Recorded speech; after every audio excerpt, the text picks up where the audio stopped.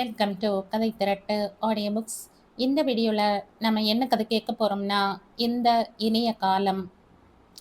நம்ம சேனலை இது வரைக்கும் சப்ஸ்கிரைப் பண்ணாதவங்க சப்ஸ்கிரைப் பண்ணுங்க. பக்கத்தில் இருக்கிற பெல் ஐகானை கிளிக் பண்ணி ஆல்ங்கிற ஆப்ஷனை ப்ரெஸ் பண்ணுங்க. ஸோ தட் நான் போடுற கதைகளை உடனுக்குடனே நீங்கள் கேட்கலாம். வாங்க கதைக்குள்ளே போகலாம். ஷியோர், கட்டாயம் வந்துடுறேன். கோப்போ தொலைபேசி ரிசீவரை வைத்தான். மனசுக்குள் விளக்கேற்றியது போல் கண்கள் மின்னின, முகமெல்லாம் உற்சாகம். அன்று மாலை தேவி பாலா தியேட்டரில் ஒரு இந்தி படம் பார்க்க நண்பன் மணி அழைத்ததை ஏற்றுக்கொண்ட மகிழ்ச்சி. இவன் மணியின் வீட்டுக்கு போய் இருவரும் ஒன்றாய் தியேட்டருக்கு போவார்கள். அரவிந்தும் ஜெயசீலனும் அங்கே இவர்களோடு சேர்ந்து கொள்வார்கள். படம் வந்த நாள் ஆகிறது.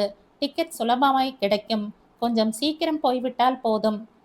அரபிக்கடலோரம் என்ற மெல்லிய குரலில் இழைத்தவாறு கோபு காற்றில் மிதப்பவன் போல் உல்லாசமாய் நடந்து வந்து தன் அறையின் நீல சுவரில் தொங்கிய மார்பளவு நிலை கண்ணாடியின் முன் நின்றான். கண்ணாடியில் தெரிந்தவை நன்றாகவே இருந்தன.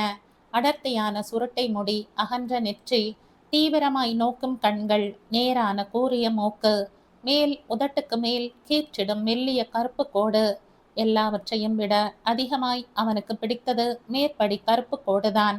அதை இரு கை ஆள்காட்டி விரல்களால் இரண்டு பக்கமும் மிகுந்த பாசத்துடன் தடவி கொடுத்தான். சமயம் கிடைக்கும் போதெல்லாம் இதை செய்வது வழக்கமாயிருந்தது. அந்த கோடு அவன் முகத்துக்கு அண்மையில் கிடைத்திருந்த அணிகலன். ஆவலோடு எதிர்பார்த்து மகிழ்ச்சியோடு வரவேற்ற விஐபி. அவனுடைய முழு நீள பேண்ட்டுக்கும் சமீபத்தில் அடைந்திருந்த சைக்கிளுக்கும் அர்த்தம் கொடுப்பது. அந்த சைக்கிள் அவனுடைய சாதனை. அப்பாவிடமிருந்து இழுத்து பறித்து சம்பாதித்தது. நான் ஒன்றும் இன்னும் குழந்தை இல்லை. எங்கே போகணும்னாலும் என்னை அழிச்சுண்டு போங்கன்னு உங்களையே நம்பின்னு இருக்கிறதுக்கு எனக்கு பிடிக்கல. என் டைட்டனுக்கு பேட்டரி வாங்க கடைக்கு போகணும்னாலோ, என் ஃப்ரெண்டு எவங்கிட்ட இருந்தாவது புக்ஸ் வேணும்னாலோ உங்களை எதிர்பார்க்காம நானே என் சைக்கிளில் போகணும். சைக்கிள் வாங்கி கொடுத்துட்டீங்கன்னா எனக்கு எங்கேயும் போக வர நிறைய சுதந்திரம் இருக்கும். ஆனால் அந்த சைக்கிள் இன்பம் என்றால் இந்த கருப்பு கோடு பேரின்பம். இது 15 வயது குட்டி பயல் கோப்புவை திருவாளர் ஆர் கோபாலகிருஷ்ணனாக உலகுக்குள் அனுமதிக்கும் விசா. இன்னொரு முறை செல்லமாய் அதை தடவி கொடுத்தான். கசங்கி இருந்த ஜீன்ஸை களைந்துவிட்டு ட்ரை கிளீன் செய்த டெரீன் பேண்ட்டும் பாலியஸ்டர் சட்டையும் எடுத்து அணிந்தான். நிலை கண்ணாடி பார்த்து தலைமுடியை சீவி கொண்ட பின் சீப்பையும் அப்பா தரும் மாத அலவன்ஸில் கொஞ்சம் தொகையையும் பர்ஸில் போட்டு பேண்ட் பையில் வைத்து கொண்டான். அந்த பணத்தை விட சீப்பு முக்கியம். திரைப்பட அரங்கில் சைக்கிளில் இருந்து இறங்கியதுமே தலைமுடியை ஒரு தரம் ஸ்டைலாய் வாரிக்கொள்வது அவசியம். மெரினா கடற்கரையில் கார் அல்லது பைக்கில் இருந்து இறங்கும் பல வாலிபர்கள் அப்படித்தான் செய்கிறார்கள். இன்னும் சில மாதங்கள் சென்ற பின் அப்பாவிடம் ஒரு மொஃபெட் வாங்கி தர சொல்லிவிட வேண்டும். மொஃபெட் ஓட்ட 15 வயதானால் போதும். 18 கட்டாயமில்லை. லைசன்ஸ் தேவையில்லை. அறையில் இருந்து வெளிவந்தான். ஹாலில் அவன் தகப்பனார் ராமமூர்த்தி இருந்தார். ராமமூர்த்தி பெரிய எலக்ட்ரானிக்ஸ் தொழில் நிறுவனத்தின் மேலாளர். தன்னம்பிக்கையும் மிதப்பும் தெரியும் தோரணை.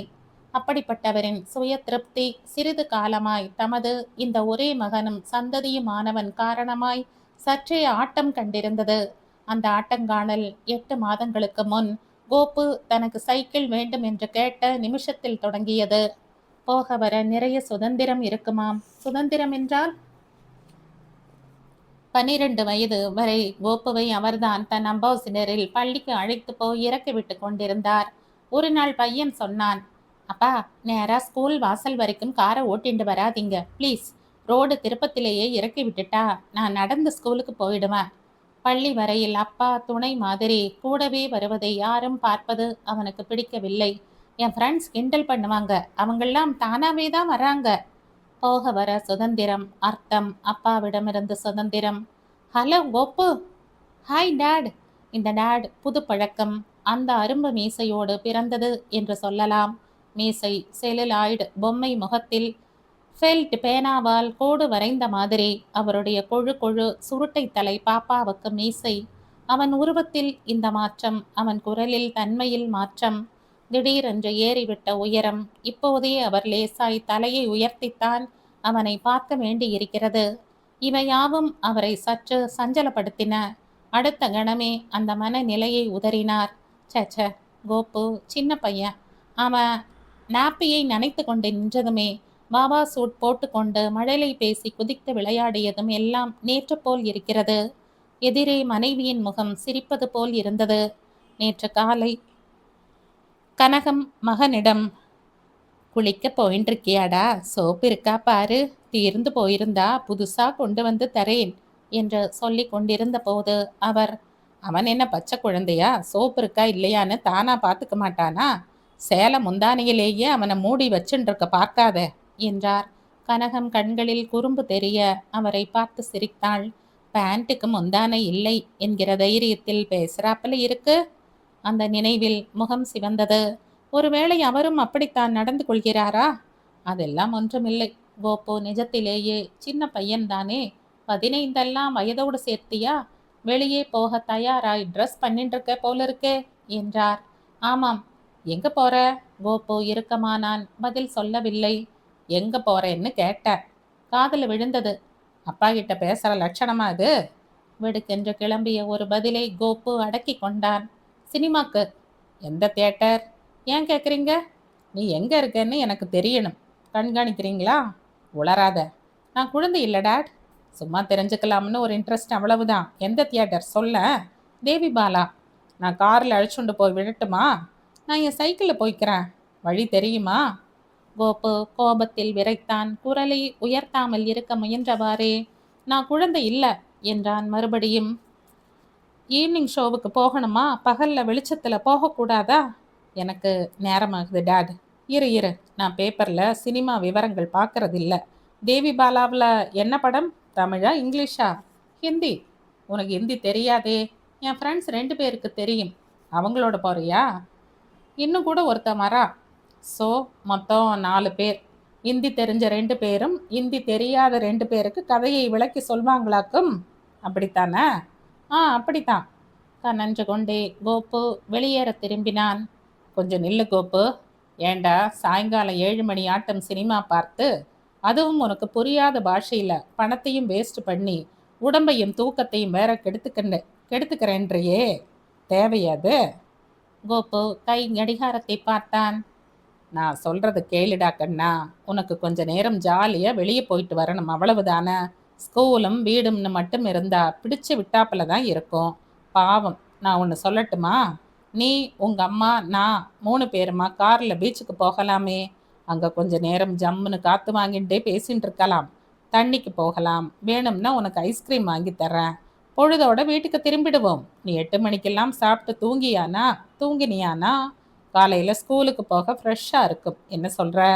நீ 10வது படிக்கிறேங்கிறது ஞாபகம் இருக்கட்டும். சீக்கிரமே ஒரு பப்ளிக் எக்ஸாம் வருது.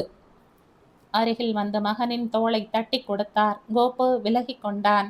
எனக்கு என் ஃப்ரெண்ட்ஸோட வெளியே போகணும். Good night dot. மறுபடியும் வெளியில் செல்ல முனைந்தான். ஒரு நிமிஷம். அவங்கெல்லாம் நல்ல பையன்களா? நீ எந்த மாதிரி சகவாசம் வச்சுக்கிறேன்னு எனக்கு தெரியணும். எனக்கு அவங்க பேரும் அட்ரஸும் வேணும். அவங்க அப்பாக்கள் பற்றின விவரங்களும். அப்படியே அவங்க ஃபோட்டோ, ஃபிங்கர் பிரிண்ட்ஸ் எல்லாம் கேட்குறது தானே? கோபு கோமாவேசத்தில் உதடு துடிக்க திரும்பி நின்று அவரை விழித்து பார்த்தான். என்னமோ அவங்க பெரிய கொலகாரங்க மாதிரியும் போலீஸ் ஸ்டேஷனில் அவங்க படத்தை வச்சிருக்கிற மாதிரியும் தான் இருக்கு நீங்க கேட்கறது. ராமமூர்த்தி திகைத்து போனார். அவருடைய குட்டி பையனா இப்படி கோபம் பொங்க எதிர்த்து பேசுகிறான்? இதுவரை இப்படி ஆனதில்லை. கோச்சுக்காதடா கோபுக்கண்ணா. அந்த அப்பாக்களில் யாரையாவது எனக்கு தெரிஞ்சிருக்குமோ என்கிறதுக்காகத்தான் கேட்டேன். அவங்களில் யாராவது ஒரு அப்பா இப்போ சினிமாவுக்கு உங்க கூட வராரா? நான் வேணும்னா உன்னோட வரட்டுமா? நான் குழந்தை இல்லை. ஆத்திர உச்சத்தில் கோபு ஒவ்வொரு சொல்லாக உறக்க கூவினான். எனக்கு ரொம்ப லேட் ஆகுது, நான் போகிறேன். ஒன்னே ஒன்று மட்டும் சொல்லிட்டு போயிடு. இப்போ 4 பேர் போகிறதா சொன்னியே, அதில் உன் சிநேகிதன் மணியும் இருக்கானா? இருக்கான். Good night. நீ எப்போ திரும்பி வருவ? வரப்போது. கருப்பு கோட்டை நீவிக்கொண்டே விரைந்து மறைந்தான். அவன் போன வழியை வெறித்து பார்த்து கொண்டு ராமமூர்த்தி நின்றார். அவர் மகன் அவரை விட்டு விலகி போகிறான். அந்த மீசை, ஆனாலும் கூட 15 வயசு. இவ்வளவு தொலைவில் உள்ள எழும்பூரில் இருந்து மவுண்ட் ரோடு போகிற பாபா சூட் திரை அரங்கத்துக்கு சைக்கிளில் தனியாய், அதுவும் இரவில் ஒரு கால் அவனை தடுத்திருக்க வேண்டுமோ? ஆனால் எப்படி? அவர் பேச்சை கேட்கும் மனநிலையில் அவன் இருந்தால்தானே. துணைக்கு வருகிறேன் என்றதுமே என்ன கோபம் வந்தது அவனுக்கு? என்னமோ தகப்பனாரோடு சேர்ந்து காணப்படுவதே பிடிக்கவில்லை என்பது போல். 15 வயது பொடியன்கள் ஒன்றாய் கிளம்பி விட்டார்கள் சினிமா பார்க்க. படமாய் இல்லாமல் இருக்க வேண்டுமே. இவர்கள் உயரத்தை பார்த்து உள்ளே விட்டு விடுவார்கள். மற்ற 3 பையன்களின் தகப்பனார்கள் இது பற்றி என்ன நினைக்கிறார்கள்? தன் கவலையை அவர்களோடு பகிர்ந்து கொண்டால் சற்று ஆறுதலாய் இருக்கும். அந்த மணி என்ற பையனை அவர் ஒரு முறை பார்த்திருக்கிறார். வீடியோ கேம்ஸ் விளையாட கோபு அழைத்து வந்திருந்தான். அன்று அவனோடு பேசிக் கொண்டிருந்ததில் அவன் முகவரியும் தகப்பனார் பெயரும் தெரிந்து கொள்ள நேர்ந்தது. 1 மணி நேரமாக அப்படியே உட்கார்ந்திருந்தார். என்ன செய்வது என்று தீர்மானிக்க முடியவில்லை. கடைசியில் பதற்றம் தாங்கவில்லை. தொலைபேசி டைரக்டரியை எடுத்து மணியின் தந்தையின் பெயரை தேடினார். அடேயப்பா, ஸ்ரீனிவாசன் என்ற பெயருக்கே ஒரு தனி டைரக்டரி போட வேண்டும். பக்கம் பக்கமாய் எத்தனை சீனிவாசன்கள்! தென்னிந்தியாவிலேயே அதிகமாய் புழங்கும் பெயர் என்ற தகுதியில் லிம்கா ரெக்கார்ட்ஸில் கூட பதிவு பண்ணலாம். ஒருவாறு முன் எழுத்துக்களை வைத்து தேடலின் விஸ்தீரணத்தை கட்டுக்குள் கொண்டு வந்தார். அப்படியும் அதே இன்றியலில் முழுசாய் 7 ஸ்ரீனிவாசன்கள் இருந்தார்கள். கடைசியில் முகவரியை கொண்டு ஆளை மடக்கினார். எண்களை தட்டியதும் அந்த பக்கம் போன் அடிப்பது கேட்டது. யாரோ எடுத்தார்கள். ஹலோ, மிஸ்டர் ஸ்ரீனிவாசன் வீடா? அவர் இருக்காரா? ஸ்பீக்கிங். ஓ, குட் ஈவினிங். என் பெயர் ராமமூர்த்தி, ஏஎன் ராமமூர்த்தி. உங்கள் பையன் மணியின் ஃப்ரெண்ட், கோபுவோட ஃபாதர். விஷயம் என்னன்னா, டே ராமு, யூ ஓல்டு டெவில், எப்படிரா இருக்க? ராமமூர்த்திக்கு தூக்கி மாறி போட்டது. என்ன சொல்கிறீங்க? யார் நீங்கள்? நான் தாண்டா உன் பழைய ஃப்ரெண்ட் சீனு. சோனி சீனு. நம்ம கிளாஸில் இருந்த இன்னொரு சீனுவில் இருந்து வித்தியாசப்படுத்த அவன் குண்டு சீனு, நான் சோனி சீனு. ஞாபகம் வருதா? இல்லையே. பிஏ வரைக்கும் ஒன்றா படித்த மேடா. நீ டிஎம்எஸ் பாட்டு ஏதானும் பாடுவ, நான் கூடவே விசில் பண்ணிட்டு வருவனே. இன்னுமா நினைவு வரல? என்னடா இது, ஹேமமாலினி படத்துக்கு கிளாஸை கட்டடிச்சிட்டு போவமே, அது கூடவா மறந்து போயிடுச்சு? போரை தட்டியது. அட, நம்ம சோனி சீனு நீதானாடா? என்ன ஆச்சரியம்! ஒரு வழியா ஞாபகம் வந்ததா? சரியான டியூப் லைட்ரா. எப்படா இருக்கு சீனு? இப்பவும் சோனியா தான் இருக்கியா? டேய், வாட் அ லவ்லி சர்ப்ரைஸ். இதை என்னால் நம்பவே முடியல. உன் பையன் ஒரு சமயம் உன் பேரை சொல்லி இருக்கான், ஆனால் நீன்னு தெரியல. ஸ்ரீனிவாசன் என்கிற பேர் திருப்பதியில் மொட்டை தாதன் என்கிறா போல இருக்கு. உன் அட்ரஸும் தெரிஞ்சிருக்காட்டி உன்னை நான் ஃபோனில் பிடிச்சிருக்கவே முடியாது. ஆனால் நீ என்ன எப்படி தெரிஞ்சுண்ட? என் குரல்ல இருந்தா? இத்தனை வருஷத்துக்கு அப்புறமா? இம்பாசிபிள். அந்த பக்கம் சிரிப்பு சத்தம். இம்பாசிபிள்னு தெரிஞ்சுண்டு ஏன் கேட்குற? அது என்னன்னா, உன் பையன் கோப்பு கொஞ்ச நேரம் முந்தி இங்கே வந்திருந்தா. மணியை அழிச்சுண்டு போகத்தான். இவங்களும் இன்னும் 2 பசங்களும் ஜாலியாக ஒரு சினிமாவுக்கு போகிறதாய் ப்ரோக்ராம். மணி தன் சைக்கிளுக்கு பங்க்சர் ஒட்டின்னு இருந்த போது கோப்பு என் கூட உட்கார்ந்து பேசின்னு இருந்தான். முதல்ல உன் பேரை அவன் சொன்ன போது எனக்கும் அடையாளம் தெரியலை. ராமமூர்த்தியும் திருப்பதி மொட்டை தாதன்தான். ஆனால் கொஞ்சம் கருப்போடின மொட்டைன்னு வேணா வச்சுக்க. அதுக்கப்புறம் கோப்பு உங்கள் அப்பா பேர், அவர் பார்த்த உத்தியோகம் அப்படின்னு எல்லாம் நான் கேட்க விவரமாக சொல்லிட்டு வந்தப்போ எனக்கு புரிஞ்சு போச்சு. பையன் என் பழைய ஃப்ரெண்டு டிஎம்எஸ் விசிறி ராமு பயலோட மகன்னு. கொஞ்ச நேரத்திலேயே உன் குரலை ஃபோனில் கேட்பேன்னு நினைக்கவே இல்லைடா. என்ன கோஇன்சிடென்ஸ் சீனு! எனக்கு எத்தனை சந்தோஷமாக இருக்குது தெரியுமா? உன்னை பார்க்கணும் போல இருக்குடா. எனக்கும் தான். இந்த 2 பையன்களும் ஒன்றா கிளம்பி போகிறத பார்த்தப்போ எனக்கு நம்ம பழைய நாளெல்லாம் நினைவு வந்துடுத்துடா. ராமு, ரொம்ப ஏக்கமாக இருந்தது. இந்த பசங்களின் வயசில் நீயும் நானும் முரளியை ஞாபகம் இருக்கா? எவ்வளவு இனிமையான பொழுதுகள் ஒன்றா கழிச்சிருக்கோம். ஆமாம் சீனு, நீ சொல்கிற போது எனக்கும் கொஞ்சம் கொஞ்சமாக எல்லாம் ஞாபகம் வருது. முரளி உயரமா, கொஞ்சம் கருப்பா, மேத்ஸில் எப்பவும் ஃபர்ஸ்ட் வருவானே, அவன் தானே? அவனே தான். நாம் 3 பேரும் அடிக்கடி ஒன்றாய் சேர்ந்துண்டு போகிறதும் வர்றதும். எப்படி இருந்தோம்! நமக்கு நாமே ஒரு தனி உலகமாக இருந்த பருவம்டா அது. ஆமாம், வேறு யாரையும் அந்த உலகத்துக்குள்ள அனுமதிக்க பிடிக்காது நமக்கு. அப்பா அம்மா கிட்ட இருந்தும் மற்றவங்க கிட்ட இருந்தும் விலகி எல்லாம் நமக்குள்ளேன்னு வச்சுக்கிறதுல ஒரு பெருமை. ராத்திரியில் பெரியவங்க துணை இல்லாமல் நாம் மட்டும் வெளியே போயிட்டு வர்றதில் ஒரு பெருமை. மொத்தத்தில் நாம் பெரியவங்க ஆயின்றிருக்கோங்கிற பெருமை. இருந்தாலும் இப்போ இந்த பசங்க பத்திரமா வீடு திரும்பணுமேன்னு திரும்புவாங்க, கவலைப்படாத. விபத்துக்கள் அபூர்வம் ராமு. அதை கணக்கில் வச்சுண்டே ஒவ்வொன்றையும் யோசித்தோம்னா முடிவே கிடையாது. பிள்ளைங்க எங்கே போயிருக்காங்க என்கிறது மட்டும் நமக்கு தெரிஞ்சா போதும். அதை கேட்டாலும் தான் சண்டைக்கு வராங்களே. வயசுப்பா, பக்குவமா கேட்கணும். இந்த பசங்களை பார்க்க எத்தனை சந்தோஷமா இருக்கு ராமு. நமக்கு அந்த காலம்னு ஆகிவிட்ட ஒரு பொற்காலம், இவங்களுக்கு இந்த காலம். மறுபடியும் நம்மையே பார்த்துக்கிற மாதிரி இல்ல. ராமு, என்ன பேச்சு மூச்சையே காணோம், தூங்கிட்டியா? எனக்கு உங்ககிட்ட ஒண்ணுதான்டா கேட்கணும் சீனு. Anything wrong? இல்ல, எவ்ரிதிங் இஸ் ரைட். பின்ன எங்க கேட்கணும்? நாம எப்ப சந்திக்கிறோம்? கல்கி தீபாவளி மலர் இதழில் 1996ஆம் ஆண்டு வெளிவந்த சிறுகதை இது. இந்த கதை உங்களுக்கு பிடிச்சிருந்தா லைக் பண்ணுங்க, ஷேர் பண்ணுங்க, சப்ஸ்கிரைப் பண்ணுங்க. மற்றும் ஒரு இன்ட்ரெஸ்டிங்கான கதையோட அடுத்த வீடியோல சந்திப்போம். பாய். தேங்க்யூ.